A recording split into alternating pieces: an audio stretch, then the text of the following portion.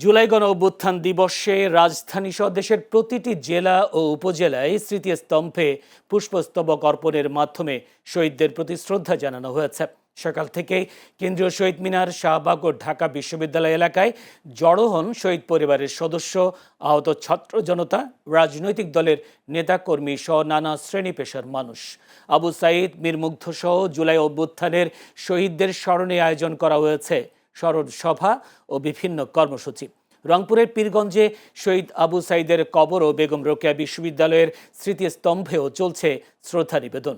চট্টগ্রাম, খুলনা, রাজশাহী, সিলেট, বরিশাল ও ময়মনসিংহ সহ বিভিন্ন এলাকায় পালিত হচ্ছে নানা কর্মসূচি।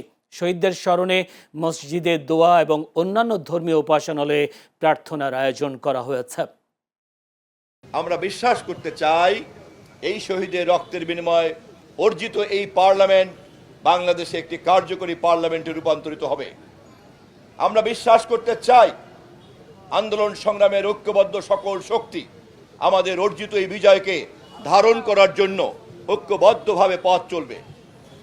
আমাদের মধ্যে মতের পার্থক্যকে আমরা সংসদের বিতর্কের মধ্যে আবদ্ধ রাখব।